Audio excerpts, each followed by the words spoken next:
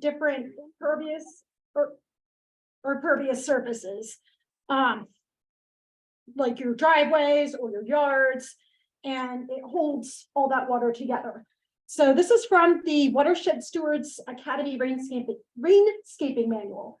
And this is an amazing source when you're trying to design your own rain garden. And I will give you a picture of what it looks like. It's online, so very easy to access. And I have links for it and everything. Okay. So benefits of a rain garden. Filters stormwater. It filters out pollutants. Recharges groundwater. I want to concentrate on that one real quick. As we have a lot of increasing impervious surfaces, and I'll go through the definition of that in the next slide, but we're having a strong overflow of groundwater, just a huge velocity, and we're not, of runoff, and we're not recharging that groundwater because water can't infiltrate through your roads. So what's nice about a rain garden is it gives a place for the water to go. Obviously, it helps reduce erosion. You got those plants that will help stabilize the soils, provides aesthetics, and it also provides habitats to a lot of your pollinators or small mammals. So does everyone know the difference between impervious and pervious? Okay. Okay, then I won't go through too much details of this slide, but I just sort of gave some examples because sometimes even I get a little mixed up and have to stop and think.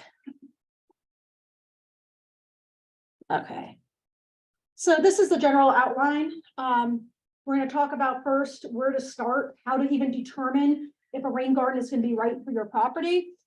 Going to talk about location, where's a good spot to put your rain garden, design, so all the different aspects you need to put into the design and creating that rain garden, list of materials, including lots of plants, because that's why you guys are here. Construction, some construction tips, maintenance on how to make sure your rain garden stays functioning. That's always a big one. And then I'll end with our financial assistance program. So if you meet some of those requirements, we actually might have a funding program available to cover your costs. So these are the two resources I used a lot, just learning about rain gardens and for my presentation. The first one, I have a link on our website too. It's the Northern Virginia Homeowner's Guide to Rain Garden Design and Construction. And what's nice about this is it's directed to the Northern Virginia area. And I found it very, very good to read, like step-by-step, not too complicated. The Rainscaping Manual, also online. Next week, I'm going to try to add a link to that on our website so everyone can access it. It's also another really good resource. It goes into a lot more detail, but I definitely recommend if you're serious about a rain garden to check these two out.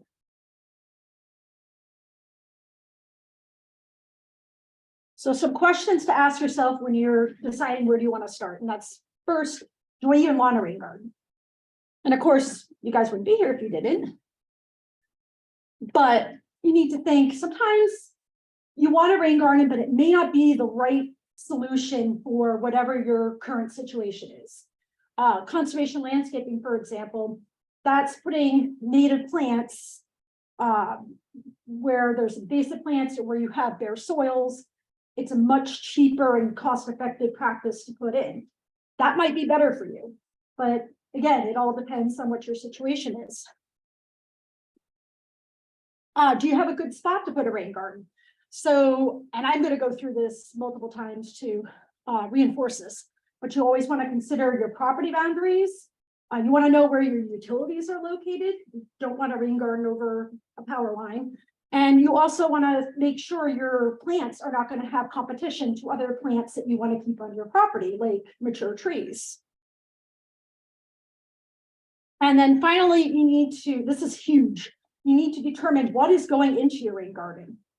Water does not understand property boundaries. So you might have water from your neighbor's property going into your rain garden. So you need to kind of take that into your calculations when you're trying to size your garden. And when I say calculations, I will be going through that as well further in the presentation. So Here are the things that make it suitable, not suitable. Having decent drainage, you want to have decent drainage, or you're going to basically spend time and money to create a mosquito habitat, which is not what anyone wants. So if your water can't drain, that's probably not a good spot for a rain garden. Drainage to the rain garden. If you have a lot of water coming into that spot where you want to put it, and it's more than 10,000 square feet or a quarter of an acre, rain garden may not be the right solution. And when you're trying to determine how to size your rain garden, if your rain garden is going to be anywhere from 60 to 200 square feet, that's probably a good ideal solution. But if it's going to be huge, like you're getting 300 to 400 square feet, just to accommodate for all that water coming in, you might want to look at another solution. Probably one of the most important things to do before you even start determining where you want your rain garden and how you want to design it is you've got to do an infiltration test. And basically with this test, you dig a hole about a foot deep or so, you fill it up with water, you let it sit for an hour, let the water kind of infiltrate the soils, get those soils soaked, you fill it again. Then you check periodically to make sure that that water is going down. After 48 hours, as long as you don't have any recent rainfall, you shouldn't have water in that hole. And as long as you don't have water in the hole, then you have suitable soils. If the water does not drain, there are other options. You can either install an underdrain to kind of help keep that excess water out of your rain garden. Perhaps you have another location on your property that would be more suitable. Or there might be another best management practice that would be a better solution. And for other best management practices, you can contact me and I can help guide you on that. I'm not going to go into, since this is rain gardens, I'm not going to go into too much detail, but there are other options. Right. So location, you want to try to look for something that is relatively flat, or at least less than a 5% slope. If you have a slope, you can still do a rain garden. You just have to make sure the berm is high enough so it holds the water in place. And I actually have a picture of one later on to show you what that looks like. Again, you want to avoid over utilities. If you have septic fields, try to avoid the septic fields. Under trees, again, you don't want the competition of nutrients and water from the plants that you already want on your property. And you want to try to stay away from buildings roughly 10 feet. And this is just to prevent flooding or seepage into your basement or the foundation of that building. So there's a lot of factors that go into designing your rain garden. So you want to know your inlets and outlets, where the water is coming from and where it's going to go. Again, you want to calculate the drainage that's going into your rain garden. So you want to get the square footage of the impervious surfaces. So the road, your driveway, the roof, and you want to get the square footage as well as from your vegetated surfaces. So the lawns or garden. And remember that water does not know property lines. So you might have to take into account your neighbor's property is going to be washing into your garden. Shape of garden, circle and lima bean are the more common shapes. So just something to think about how you want to plan it. Dimensions of your rain garden. So this kind of goes along with dimensions, and that's the ponding depth. And the ponding depth is the distance from the top of the berm to the bottom of the rain garden. And this is a number you choose. So it can be anywhere from 6 to 12 inches. Or 6 to 12, yeah, 6 to 12 inches. If you have a more shallow, so if you go with a more shallow rain garden, you're going to need it'll need to be wider. While if you go with a deeper rain garden, so like 12 inches, it's going to be a little smaller. So the ponding depth will determine the shape of that rain garden. There's probably some pre-treatment things you're going to need to do for your garden just to prevent leaves and sedimentation from getting in. Permits are very, very, very unlikely, but I do have a slide just kind of letting you guys know if you're if you've got a lot of disturbed land, you might need erosion and sediment control permit. Are you taking questions now? Or I was going to take them at the end, and I forgot to mention that. okay. So inlets, you again got to know where your water's coming from. Is it coming from? A lot of times, rain gardens are going to come from your roof. Keep in mind, it's probably not your entire roof. It's probably just a section of that roof. Rain barrels, you can actually install a rain barrel and have the overflow go to your rain garden. Roads, driveways, and yards and lawns. So all those different sources. And then outlets, where's the water going to go if it overflows or can't, like we have a really big rain event. And you want to make sure it's not going to go like towards your neighbor's property and cause an erosion problem there. You want to make sure it goes to a good place. So I've mentioned the sizing worksheets a few times. This is just an example of one of the worksheets. This came from the rain garden design construction from Northern Virginia. And it goes through step by step. It's like you calculate how much of your impervious surface is, how much of your pervious, what your ponding depth is going to be, and it will tell you at the end how many square feet you would need for your rain garden. Also, I forgot to mention that I know there's a lot of information in my slides, so if anybody needs a copy of it, let me know, and I would be more than happy to send that to you. And then this is the one from the rainscaping manual. And this one is a lot. I haven't used this one. I used the Northern Virginia one when I was designing a rain garden. I haven't used this one yet. It goes into a lot more detail. So if anyone's designing a rain garden and you want to use both methods to kind of see what you get, please let me know, because I'd be curious what the differences are between the two. Shape. These are just some examples I got from the rainscaping manual of different shapes. Circle and lima bean tend to be more popular. I don't usually see the corner ones as much. Dimensions. So how wide is your rain garden going to be? And how deep is your garden going to be? And I really like this chart, which I also stole from the rainscaping manual, because it shows just how you create the berm and how deep you dig it. So in this example, it's, I don't know why they did inches instead of feet, but it's 180 inches and about 9 inches deep. And I will be showing this graph again too to help you determine the slope of that rain garden. So pre-treatment. As I mentioned, you want to prevent leaves and debris from getting into your rain garden. So some of the things you can do is install gutter leaf screens that you can put on that prevents the leaves from getting into your gutter and getting into the downspout for your garden.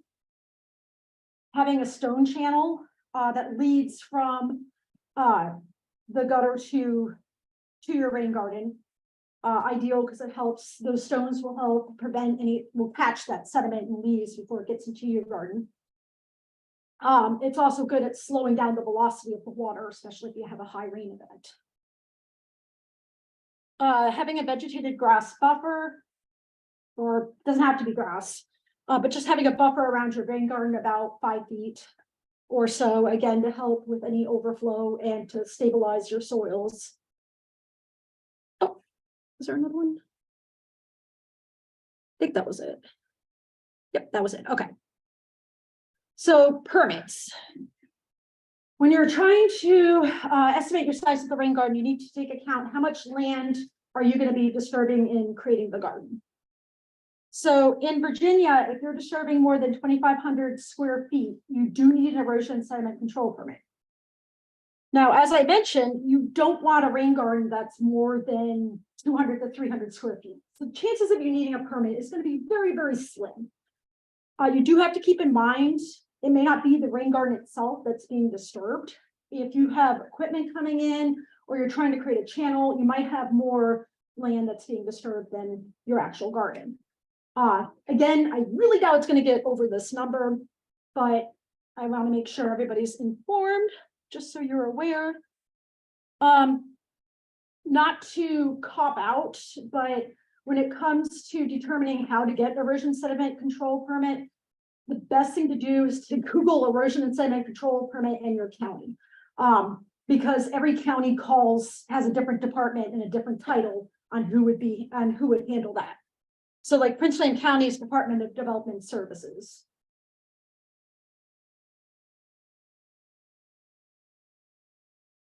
And you may need to install silt fence if you're doing a rain garden, or I don't have this on here, but the bamboo logs, not bamboo logs, I forget what they're called, coconut logs. And that might be something you want to do, especially if you're doing the rain garden by yourself, is just having these logs around your garden until everything is stabilized and complete.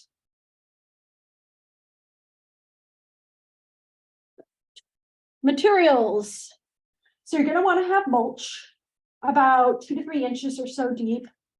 Try to avoid any dyed mulch or any mulch that has trash or debris in it that you wouldn't want in your garden.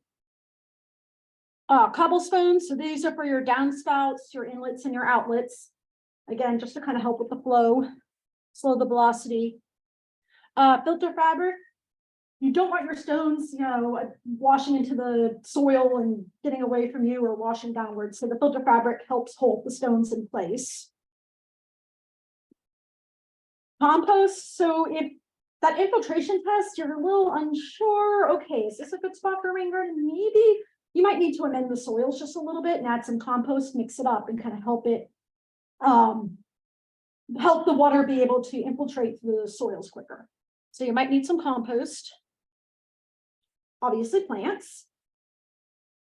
And then there's a variety of tools you'll need. Stakes, having 2 stakes and a rope. This will help make sure that you got the dimensions right, and it will help you calculate that slope of the rain garden. Meter stick for measuring purposes. Shovels. Best, if you can find friends, neighbors, family members to help you dig this rain garden, you definitely want to have multiple shovels. Gloves, and then finally spray paint. So the spray paint is really good when you're trying to highlight the dimensions of your garden, or if you're having a lot of people help you, it's good to kind of spray paint like circles where you want to put your plants so you can make sure everything's spread out right. So plant selection. What's nice about a rain garden is you can have a little bit of everything. There are 3 different zones of plants. Zone 1 is going to be the lowest portion of your rain garden. So you're going to want plants that do like standing water because that's going to happen. But when your rain garden is dry and empty, you want to make sure those plants can handle dry spells as well. Zone 2 is going to be the plants around the edge of your rain garden. So these are ones that should be able to tolerate some water, but they can handle the dry. And zone 3 is around the edge of the rain garden, but the plants are very similar to zone 2. And you want to try to use mature plants, not seeds. So this is an example of the different zones, just to kind of illustrate what they would look like from a top scale and from a side view. And you can see zone 1 is in the middle, and then you have zone 2 surrounding it, and then zone 3 on top. Okay, now we're finally getting into the fun part. You can see some pictures. So these are some examples of plants you could put at the bottom of your rain garden. You can have swamp milkweed, ironweed, turtlehead, and I apologize when I was doing my presentation, I didn't realize I was picking all purple flowers, but just gives you an idea. Dark green bulrush. It's actually good to have native grasses in your rain garden and not just herbaceous plants. And cinnamon fern. You might need something that you might want something that's a little bigger in the bottom of your rain garden. And spice bush. So zone 2, so these are going to be the plants around the edge of your garden. So some examples of that would be blazing star, beard tongue, black-eyed Susan, smooth oxeye, and broom sedge. Again, want to have some native grasses in there, and Indian grass. And then for zone 3, You could still use the same plants that you use for zone 2, but you might want to have some larger plants like arrowwood viburnum, red chokeberry, or high bush blueberry, which is also needed.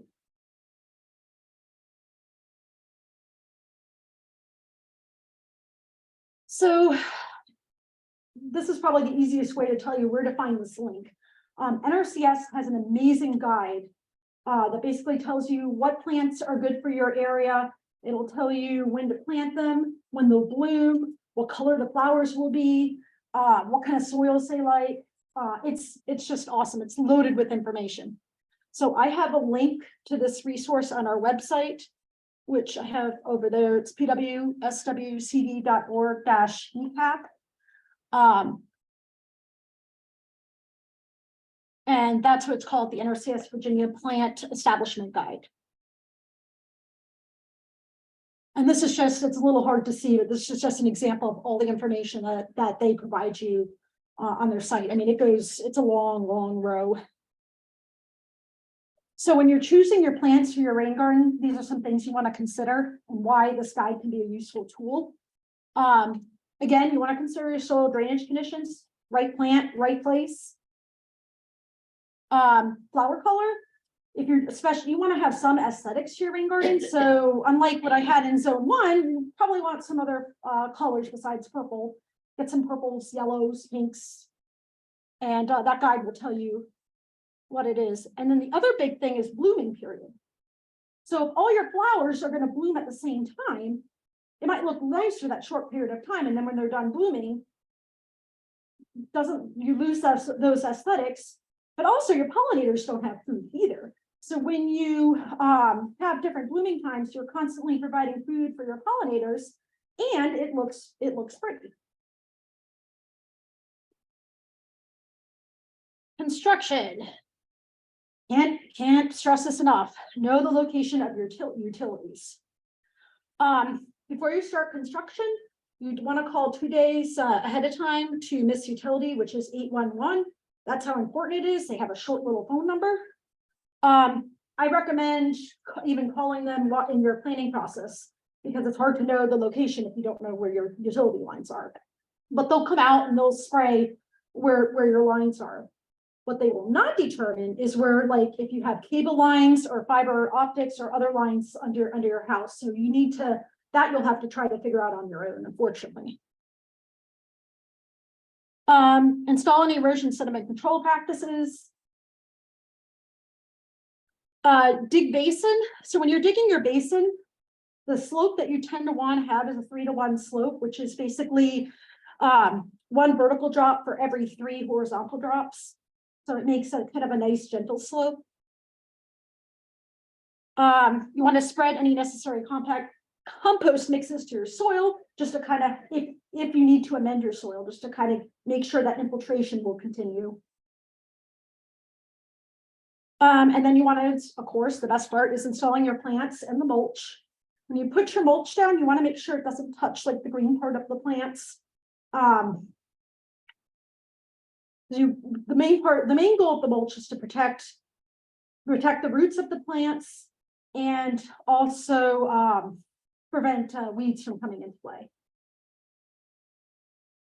And you want to make sure, again, you have an overflow for your rain garden, so the water has a place to go when you have a huge event and the garden can't hold any more water. So I wanted to do just sort of a quick guide on how to calculate the slope of your garden. So your slope is going to be the height or depth, and you divide that by your length and multiply that by 100. So in this example, we have 9 inches is how deep this particular rain garden is, and then 180 inches is how long it is. So that is 0.05. You multiply it by 100, and that's a 5% slope. So that's a good slope to have for your garden.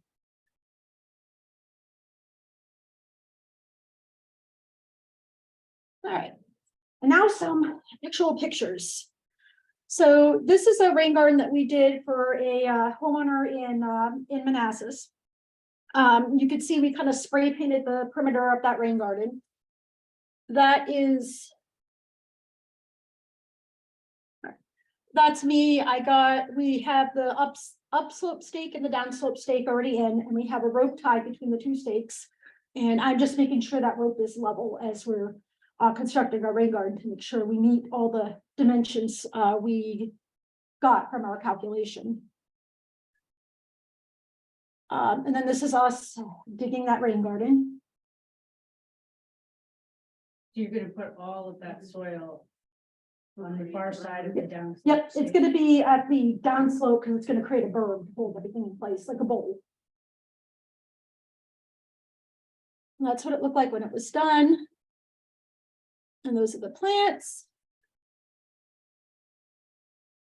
And you can see that's where the stones are kind of guiding the water from the gutter to that rain garden. And that pipe doesn't need to be buried.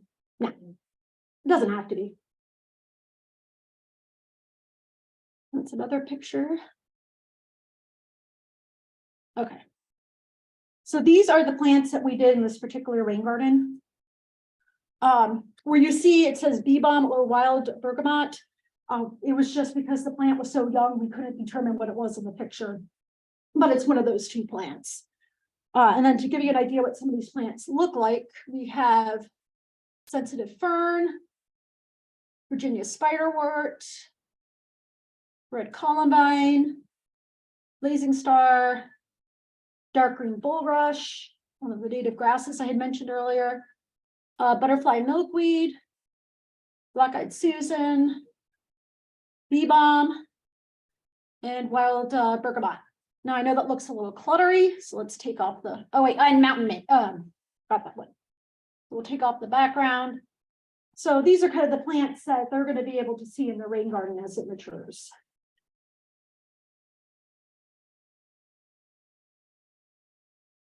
So this is an example of another rain garden. When I had mentioned the 5% slope, I'm pretty sure this is more than, well, that area might not be more than 5%, but so this was taken at Grace Mountain Lodge.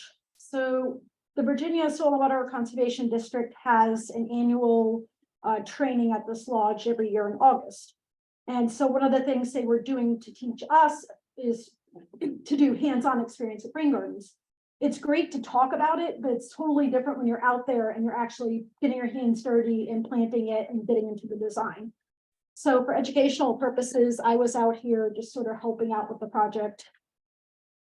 So that's what it looked like before.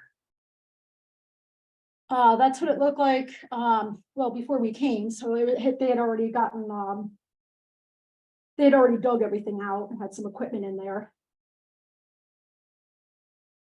And this is what I was talking about when you have, because we had a large group of people who didn't know what the plan was. So they spray painted circles so we would know where to put the plants.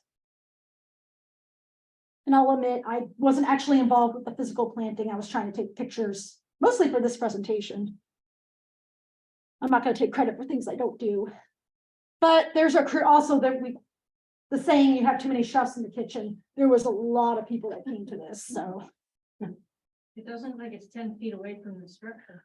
I was worried about that too, and I asked about that, and I was told that that where the drainage is, like where the overflow is 10 feet away. So I don't know, but that was my thought as well, and I actually asked that. It looks like the downhill slope is going away. Yeah. And In that picture? Mhm. Yeah.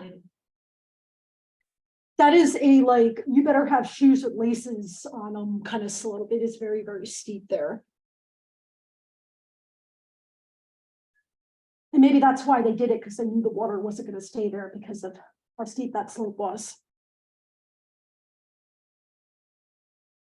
And in this picture, you can kind of see at the bottom right corner, the gutter. So the gutter is going to take water from the roof, go to where those rocks are, and then you have that filter fabric that holds those rocks in place. I do not know what those plants are and why they're there. That's coming through the filter fabric, but that I didn't know. it's butterfly weed. Yeah. Oh. Like butterfly weed. Okay. Good, thank you. I'm hoping that's one of the plants on my list. Oh. I don't know how to make that disappear. Like there are 2 rows then. Yeah, so butterfly weed, I asked for a list of the different plants they did, so butterfly weed is definitely one that was on there. But this is just an example of some of the flowers. I'm sorry, I don't have pictures of them all. Now, if you need me to go back to that slide, let me know.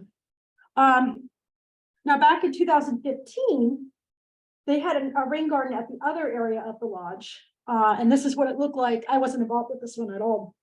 But this is what it looked like after they had constructed it and put the plants in. And then when I was out helping with the second rain garden, that's what it looked like when it matured. So this is like 7 years. And I really like this because it gives you an idea of how it can mature. And they do periodically have to go through, like we were helping pull out some of the invasive plants that had gotten mixed in. I know they gave us some like inkberry stems so we could plant inkberry in our own homes. Unfortunately, I didn't get to plant it in time, but I tried. And then those are the plants that they have out in there. Okay, maintenance. So some things you have to keep in mind, or you have to do after you do your rain garden, is you want to make sure you water it for the first couple of months. It all depends on the weather. We can't predict the weather. So if you have a lot of rainfall events, probably don't need to water it as much. Well, if it's a drier spell, you will. After a heavy rainfall event for the first 6 months, you have the rain garden. You want to check your gutters. You want to check if you have like a stone path that's leading to your garden. You want to make sure there's no leaves or sedimentation or anything in your garden that's not working as it should. And you want to kind of clean that out or repair it. Unfortunately, one common thing is going to be trash. If you have trash thrown on your road and have a heavy rain event, it'll get into your garden. And that's something you also need to do. Like, it's important to do it every 6 months, but it's also important to do it now and then to make sure your garden's functioning. You want to remove any weeds and invasive plants. I know that could be really tricky to determine, okay, is this the plant I had or is this an invasive? So highly recommend when you're doing your plan, know where you put your plants.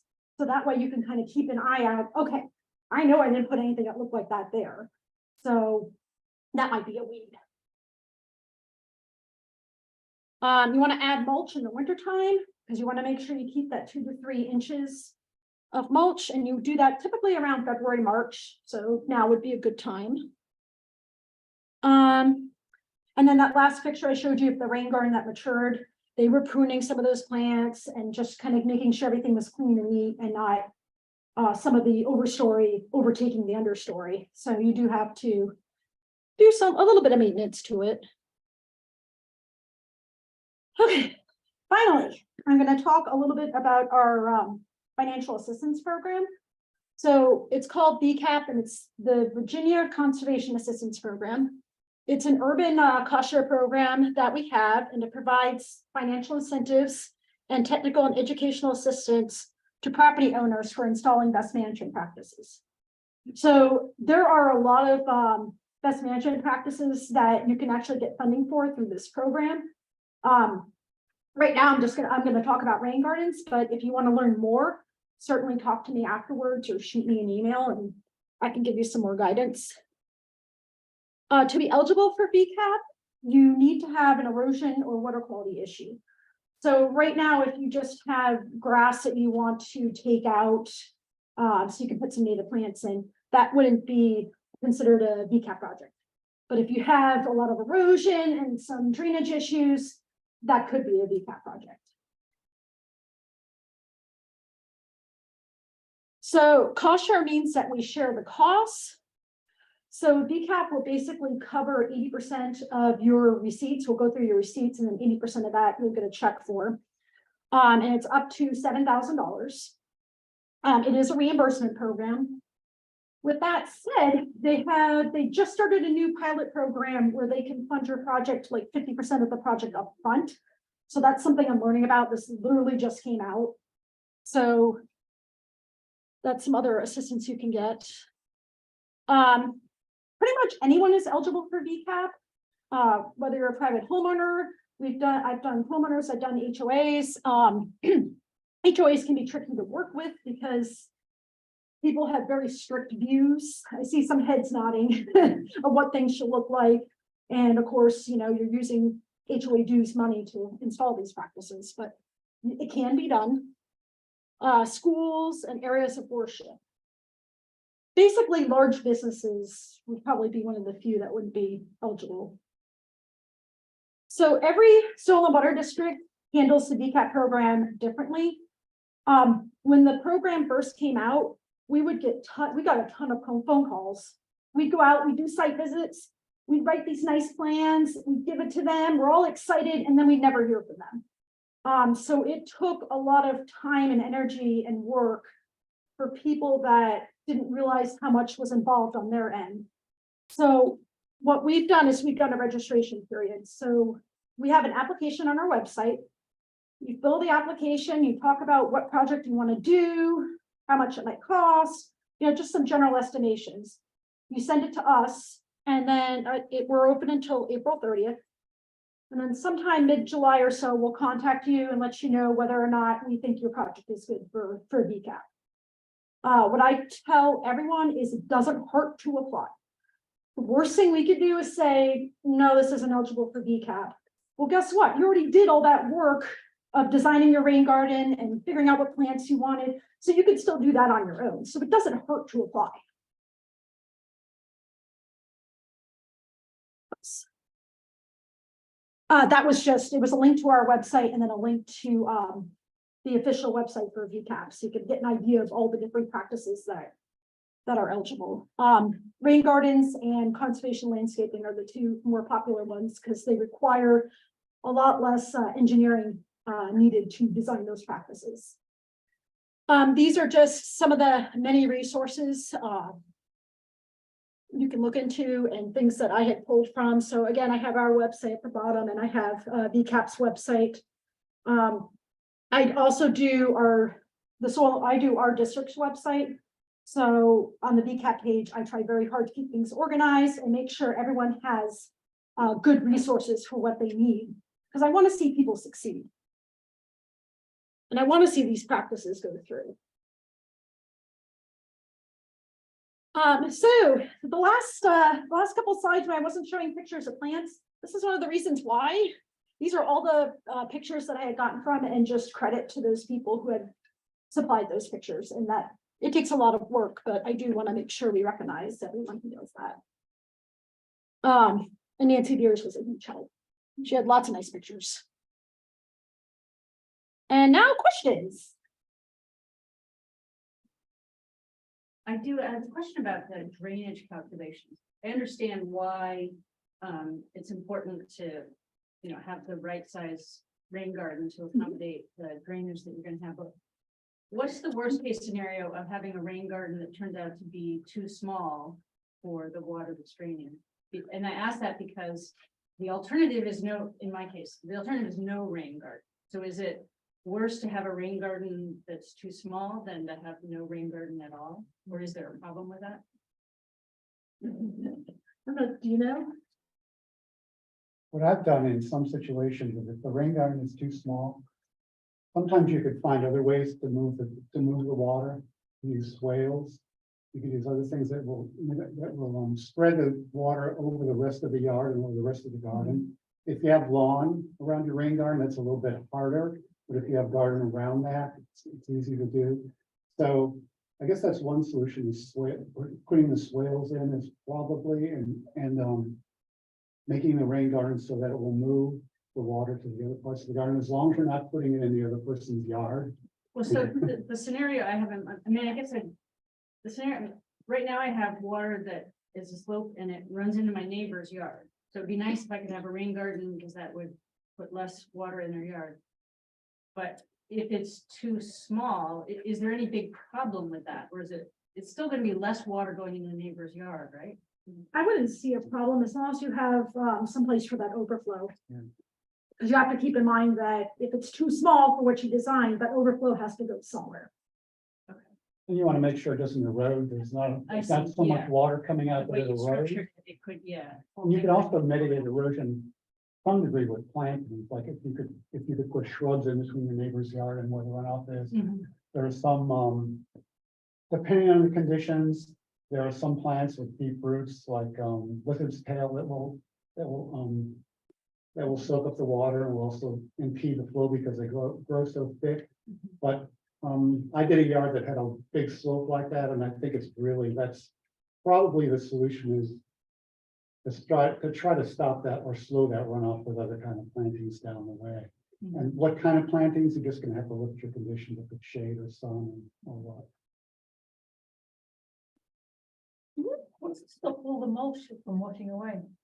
What's what? What's to stop all the mulch from washing? Well, the away? mulch is at the bottom of your rain garden, so Yeah, but if it shouldn't go anywhere. you said. It's put it- like in a bowl. To put it on once every year, 3 inches deep, if the berm is only this deep and the water rises up, wouldn't it just all wash over the edge? It shouldn't. No. It should be heavy enough to stay in place. You know, you guys, it's But- If it rains immediately after you put it down, it gets nasty, but Yeah. it kind of locks itself in place after that. They also decay over the years too, so you have to add, you might have to add. That's why you have to add. It's not because it's washing out, it's because it breaks down. And you're not gonna add 3 inches every year, it's gonna build it up to where you Yeah. have 3 inches. Yeah, yeah. but I guess that's the shredded mulch and not the nuggets, right? Right. Those nuggets float. No, all yeah, over you the don't want, place. yeah, you don't want it to float out. Right. Good question. though. I'm, Oh, sorry. you said the VCAP was an urban program. Can you use it if you're more rural? Yes. So if, basically, when I say it's an urban, it's more urban suburban. It's because like from the agriculture side, we already have a lot of programs, so we didn't want agriculture to tap into this, and we have other programs that are available for them. So yeah, if you're rural. And if you're not from Prince William County, every county has, most of the counties should have something like, should have like the VCAP program. And if they don't have the VCAP program, you might want to talk to your soil and water conservation district for your county and say, hey, I heard about this and I want you guys to get involved. And sometimes it's just a matter of the squeaky wheel gets the grease. Did you have a question? Yeah, I just wondered about, the red columbine in the rain garden. I always thought it needed good drainage, red columbine. But is it growing in the rain garden that you designed? To the best of my knowledge, it's growing fine. It depends, I think it depends Sure. on what level, you have those 3-step levels. So if it's in one of the higher ones, it's in drier. One of the things that sometimes is counterintuitive about a rain garden is the bowl will actually be drier than the rest of your garden sometimes, because you're actually putting in good drainage. So if you live in Prince William County that has a lot of clay, if you have a lot of trees like leaf cover in that, you could end up where the supposed like wet part of your garden, which you would think the bowl would be, is going to be drier than the rest of your garden, just because your garden with that clay and everything, it still retains the water because of the clay, unless it's in full sun and it dries up completely, but in shaded environments, so you sort of have to look. The columbine could easily work like where the drainage is, but you're just gonna have to look at your garden and see if the columbine is gonna be right for that place. You'll just have to check the soil around it, check the rest of the garden. Because that's one of the things I found out. It's sort of weird that Yeah. the rain garden is drier than the rest of the garden Yeah, I mean, sometimes. everything else, every other plant you mentioned has been, a plant that I know that or understand that needs moisture, but that's curious about that one. Okay. Thanks. When I looked it up, columbine requires moderate soil moisture, but can be drought tolerant. Thank you for looking that up. What's your, My community did a VCAP project and it sounded dauntingly horrible when I started first reading it. And ours was erosion and not anything else, but we're on our 4.5 year of overseeing it. And they were so much help. It was ridiculous. And have you been back to see it I recently? have not, I need to. Yeah, we got some honeysuckle to get out, but it looks good. Yeah, so I mean, it was just flat out bare ground eroding onto a walkway and it was just horrible. And now it's native plants. Thank you very much. A question. Mhm. I had never heard of a rain garden, that's why I signed up. Okay. I really thought it was something completely different. So is it basically used if your, where the water's running off Mhm. is for erosion? Mhm. Is that basically what they're used for? Yeah, erosion, collecting water, again, kind of like slowly getting that water to infiltrate into the groundwater to recharge it. Okay, Using water instead of letting it run off down the street. okay. It helps with Is it flooding and stormwater flood management? Yes. Yeah. Yeah, so is it viable to have one if, because I have no neighbors, so our water, I don't live in Warren County. Mhm. The runoff that we have is, like, I don't think it's something to do where I live. Well, even if it just moves fast, even if it doesn't bother yours, it doesn't Yeah. seep into the It's groundwater, not so you're not seeping. recharging your own groundwater. Yeah. So that's Yeah. why it's valuable, it just slows down the movement of The water movement, to the- so basically it fills up. Mhm. And then, so it's almost like perking. Yeah. So if your ground doesn't perk, it even makes sense to try and have one. Again, it depends on your I mean, mine situation. perks, obviously, because Okay, good, good. it's working, you know, and they have septic, but. So that's what they're basically used for, is what I guess my question is. Kind of like a holding pond, Okay, okay. but on a much smaller And the scale. plants don't just float away? That's interesting. You did it right. Let me get the mulch down. Yeah, just, it depends on, yeah, because on our property, that's why I came to this, is we have an area on our property where after rain it gets wet, but then after a couple, I mean, it gets, you know, you don't want to walk in it because Mhm. it's holding water. And I was thinking, oh, that'd be great for a rain garden because it stays wet there, but this is something completely different. And- It's to help with erosion and. You should go to the workshop on vernal pools, that's what.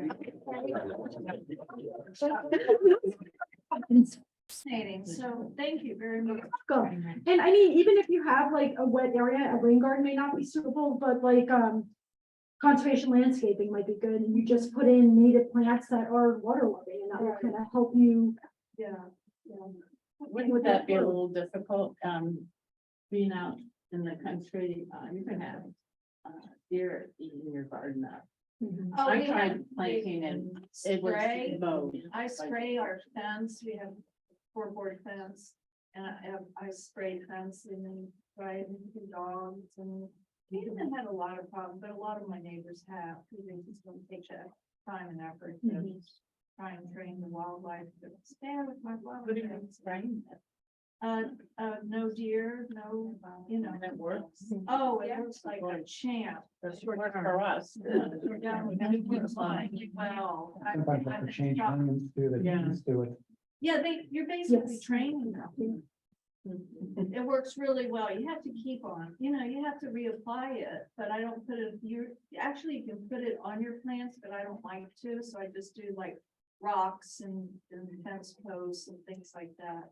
And it's been kind of a miracle worker. Probably works better because your neighbors aren't.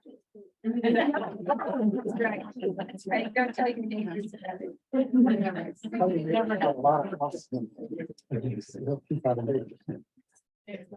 Yeah. Do we have any questions online? We surprisingly do not.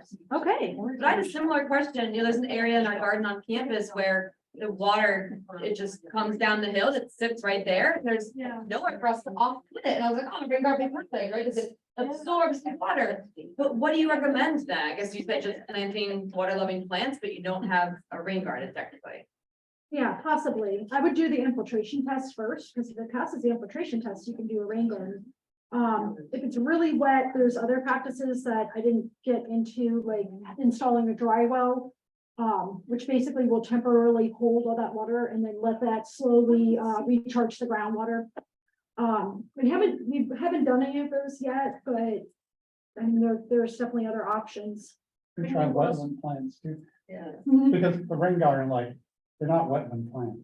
They don't live in water, but in a situation like yours, you might be able to, depending on how long the water stays there, Right, and even if the water drains, if it's still soggy, right. you try making it into a wetland. It's almost like a drainage. It becomes almost like a drainage ditch at that point.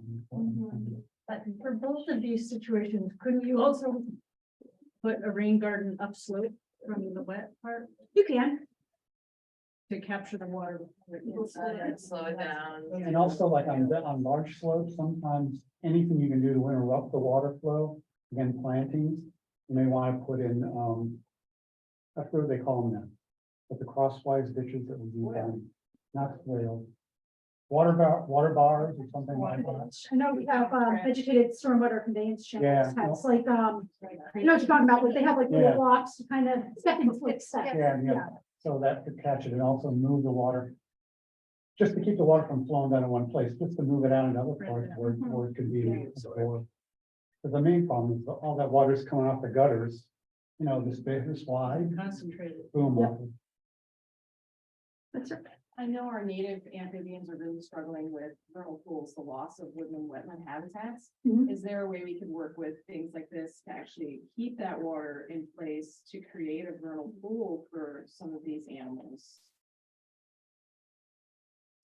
Right, well, workshop. Well, that's another workshop. I'm honestly not too sure on that one. Thank you so much about rain gardens, which is great, it's wonderful, but I'm just curious about, creating vernal pools or at least protecting the ones that are naturally showing up.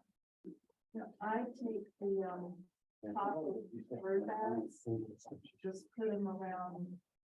Garden flowers, so then when the rain comes. I mean, you're actually man. watering.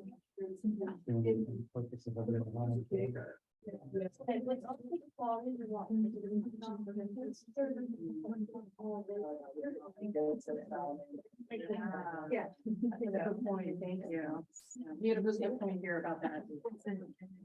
Well, I'm saying, yeah, this is us. Oh, I just said, she's asking about the water quality, and the question probably comes down to the quality of the water of the runoff. So if you have the impervious surface, it's gonna be picking up all those contaminants, you don't know what's in it. So if it's, green space on your backyard that doesn't have any impurities and it's just rainwater, it's probably better than if it's, the bottom of your neighborhood and there's cars on there.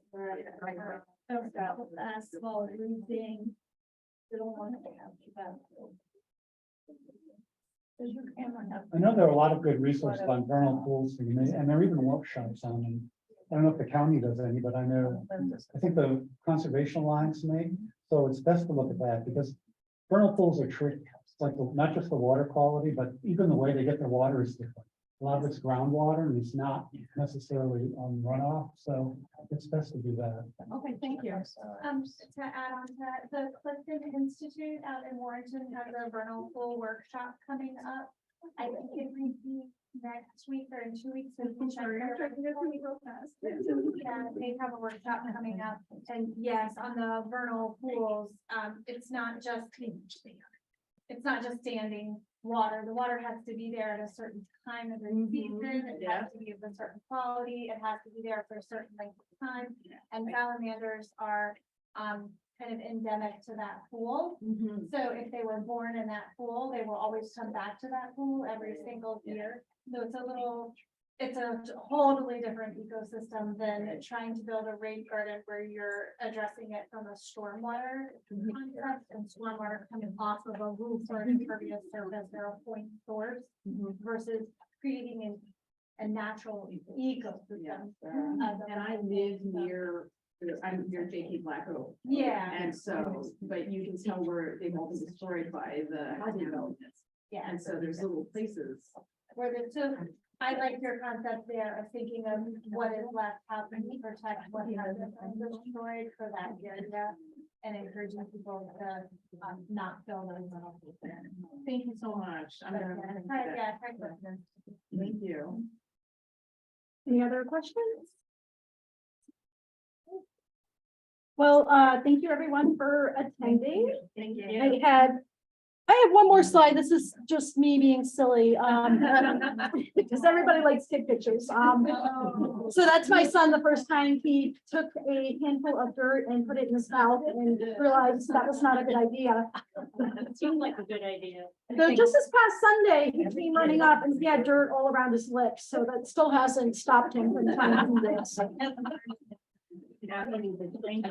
fine. You want the kids to be outdoors. You don't want them afraid. Stick them in the butterfly. Thank you. Welcome, thank you. If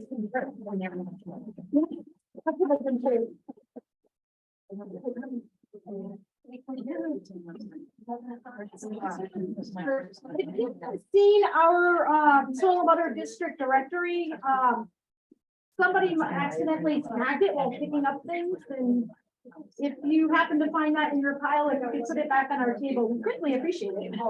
Thank you, everyone. Thank you.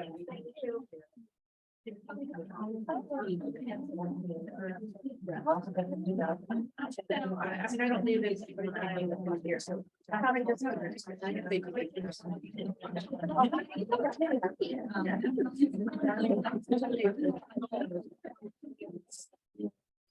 And it will.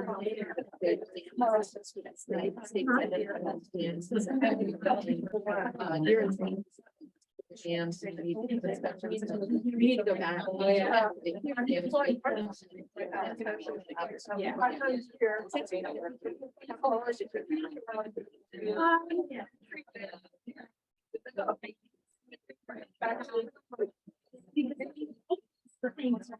You can just run in and- They talked about other places. There's a lot of similar situations.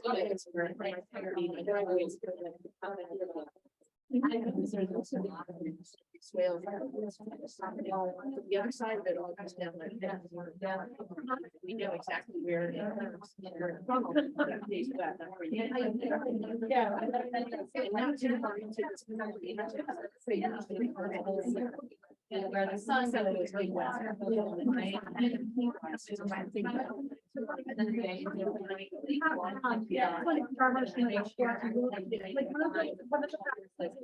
It's from one of the names.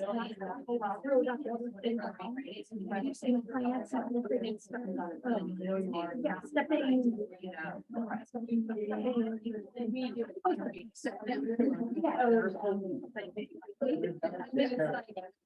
So I mean, that would be one of the most. Oh, yeah, it's always. I can just walk into the.